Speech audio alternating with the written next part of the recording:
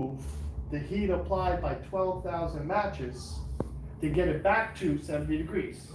So when you're talking about an air conditioner, it's how much heat per hour, per minute, per day, and usually air conditioners are rated in BTUs per hour.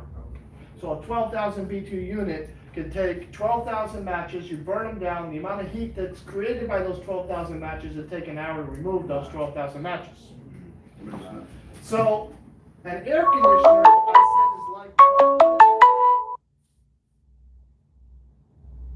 I said refrigerator, an air conditioner refrigeration system is like what? I said the compressor is like something on a washing machine.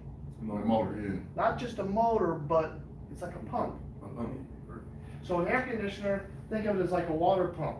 Instead of heat or water, we're talking about heat. It's trying to pump the heat out of the room. So if I went from a 12,000 BTU AC to an 8,000 BTU AC, I'm not removing as much heat. And depending on how many windows and how many people and how many electronics and appliances and equipment that's running, that's putting heat in the room, that if I put a smaller pump in the room, I might not be able to pump the heat out as fast as the heat's coming in. The AC is cooling, but it's not big enough for the capacity. So how do you tell that customer that this unit here is okay, and the problem is they bought the wrong size unit, because according to them, they had a 1 foot by 2 foot unit and they replaced it with a 1 foot by 2 foot unit, and it ain't cooling. So before you even touch the unit and you realize, oh man, you bought the wrong size unit, in your head you say, okay, I gotta explain this to a customer, and I gotta explain to a customer who has no idea what refrigeration is. So he said, man, well, I'm gonna make a few tests on this air conditioner, and I'd like you to watch me make the test. That way, you tell them beforehand, these are the results I'm supposed to get, and if I get these results, the unit's doing its job, it's just not big enough to remove the heat. See, man, first thing I'm gonna do is I'm gonna take the cover off and I'm gonna look at the evaporator. I wanna see if the evaporator's full. Now on a refrigerator, if an evaporator's full, it's gonna have a frost pattern on it. Little snowy ice, not the liquid ice, but snowy ice. That frost pattern tells me that the refrigeration inside is evaporating, and that frost is the humidity freezing on that coil. If I got a good frost pattern on the whole evaporator, the evaporator's full of Freon. If I have a frost pattern on 3 loops, and the other ones don't have no frost, I don't have Freon in there, restriction or leak. Okay? So I tell the customer beforehand, man, I'm gonna look and see if we have a good frost pattern. Well, not frost pattern, I'm gonna see if we got a good moisture pattern on my evaporator. I'll sit there and turn around, let it run for a minute or so. I said, ma'am, I'll let you feel it too, but I'm gonna feel the coils, not just the center, but the loops on the side, and my hand should be wet from the humidity it takes out of the air. And it should be cold from top to bottom, because ma'am, if it's low on Freon, some of them coils can not be cold, they'll be room temperature. The next thing I'm gonna do is I'm gonna look for what? 15 degree 15 degree TD. Man, I'm gonna take a thermometer and I'm gonna check the temperature of the air coming in versus the air coming out, and there should be at least a 15 degree temperature difference. Sometimes if you put the fan on low, you could probably achieve close to a 20 degree temperature difference. So you tell this to a customer before you even take out your tools, and you do this and the customer feels everything cold and wet and sees that 15 degrees, sees 80 coming in and 65 coming out. How can she argue with you? You told her before you even took your tools out, you were gonna, this is what I needed to show me my AC was working. But the same theory is with the refrigerator. Refrigerator ain't cooling. I got a good frost pattern in my evaporator. Guess what? The compressor's pumping, the evaporator's full of Freon, it's doing its job. I have another problem other than sealed system. I wanna look, I wanna touch, I wanna feel. I want you guys to run a refrigerator with the fan off, or the fan disconnecting the cover off, because you're not pulling no heat over it. It's going to make a nice good frost pattern. You want to see all of the coils build up a frost pattern on it. Okay? But you cannot check your pressures with the fan off and the compressor off, because you're not pulling heat across that coil. You're not going to have the proper pressures. Don't charge a refrigerator with the covers off and the fan off. You want all fans running in a normal operating condition when you're checking pressures and you're charging the system. I got guys in my school that charge it up. Yeah, Richard, I have 0 PSI on my evaporator. And I said, really? Yeah, let me check it out. I open up the freezer and it looks like that. There's no cover on it. So as soon as they put the cover on it, put the fan on it, draws all that heat on it, pressure goes up. Now they got 10, 15 PSI on the low side. Because they overcharged it because there was no heat on the evaporator, the pressure dropped lower. So they overcharged it because they were going on pressure. A lot of technicians in this trade, they don't measure refrigerant. They go there with the gauge and they're at 0 PSI, they're just a little bit more, if it's not good, they're done. You can get away with it. But these refrigerators or cap tube systems are called critical charge systems. You need to weigh it. It's not so bad if you're a little bit undercharged. It'll still reach the temperature the customer's trying to achieve. It's just gonna take a little bit longer to get there. The customer won't notice if it's a little bit, but you wanna make sure it's properly charged. The problem is if you overcharge the system. I don't wanna wait till he's done, because I don't wanna talk about this. So, The problem is if you overcharge the system. Because if you overcharge the system, what do I need at that suction line? vapor. 100% vapor. If it's liquid.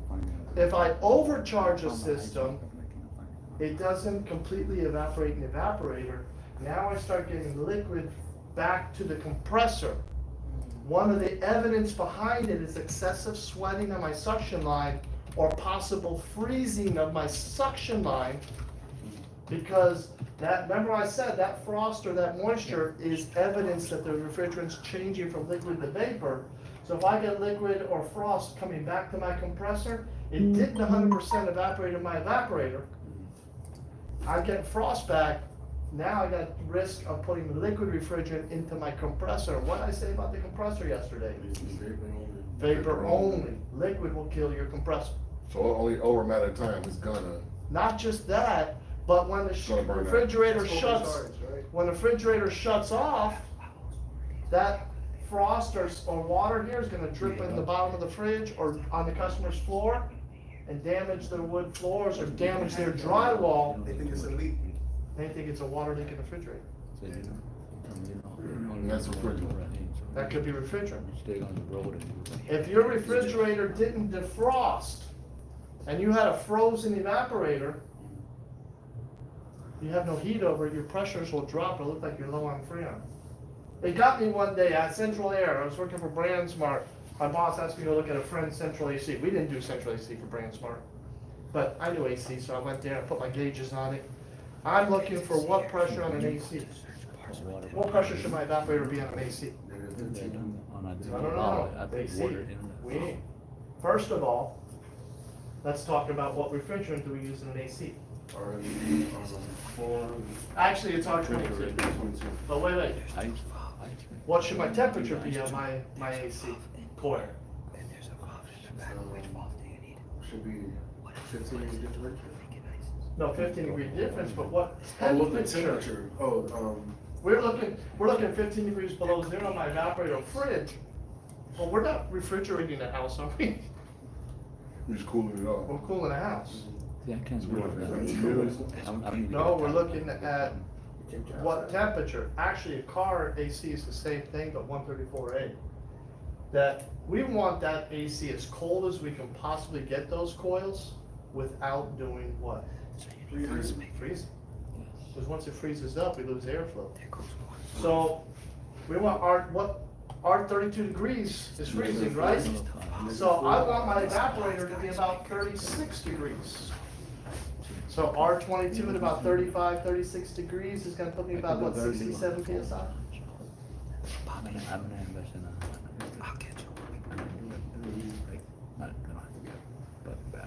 R22, go to the degrees here. Go to degrees, 35. So about 43 to 54. No, 35, put you here. Oh, between 54 and 68, 25. 65, 67 PSI.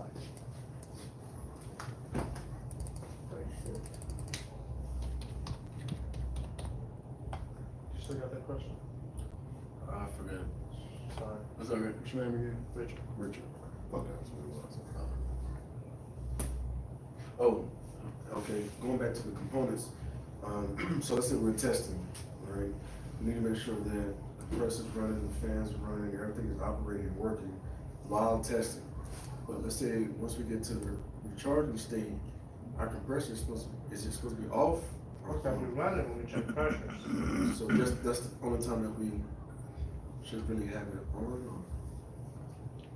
Well, we wanna feel it and see it, So we can and if test we it. don't see the right frost pattern, or we don't feel the heat on the condenser, now we wanna put a gauge on it and actually see what is the pressures, Okay. okay?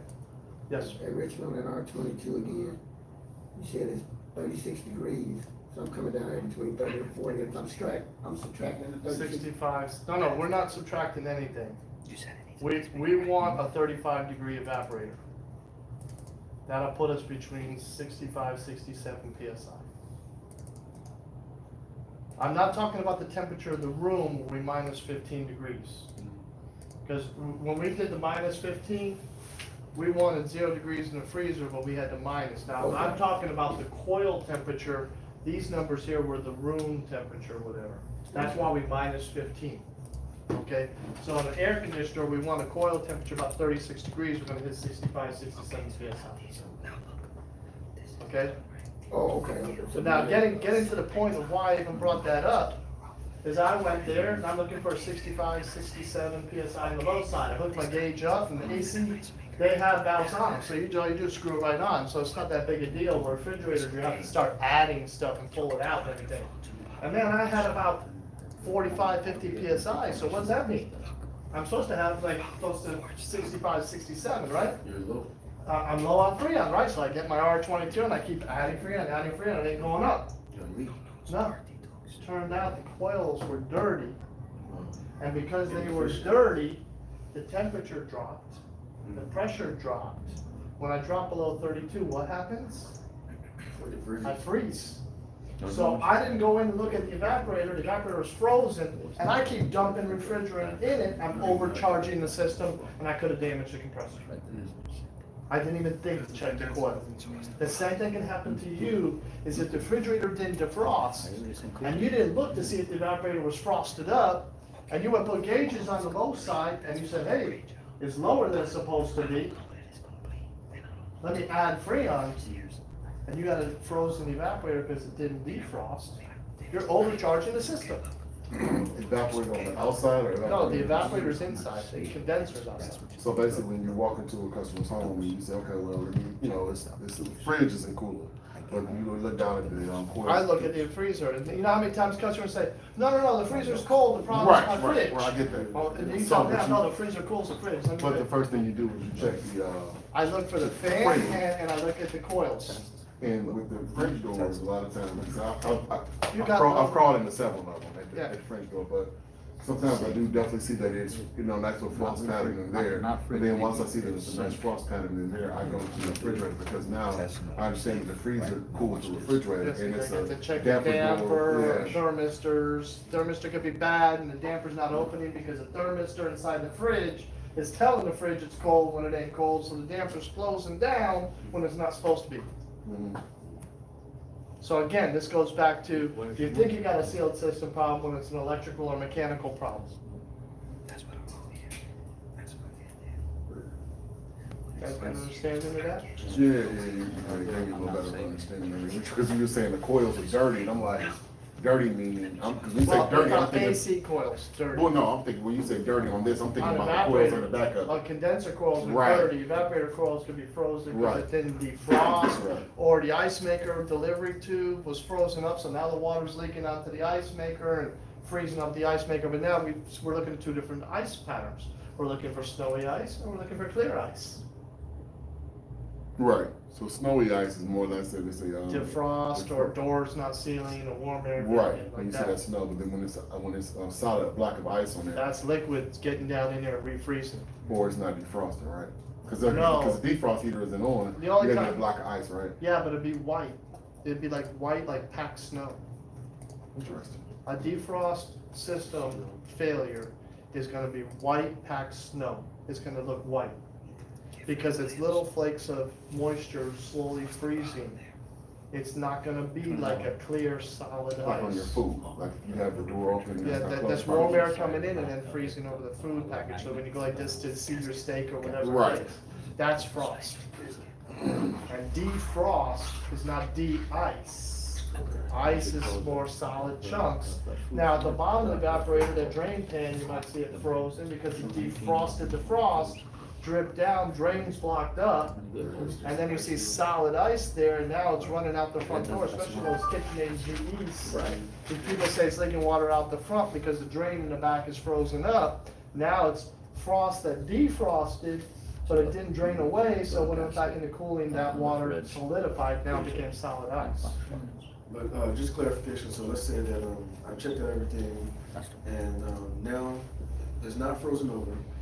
What you're saying is I need to make sure that I at least cover that up, so my pressures that I take, they're more accurate. So, I wouldn't necessarily go back and turn this refrigerator around and start checking pressures with it open like that. I'll have to make sure that You gotta make sure the cover, the fan, and the doors everything is covered closed. so that I get an accurate reading. Exactly. Okay. And the same thing with the condenser, you wanna look at the condenser and make sure that it's not totally filthy.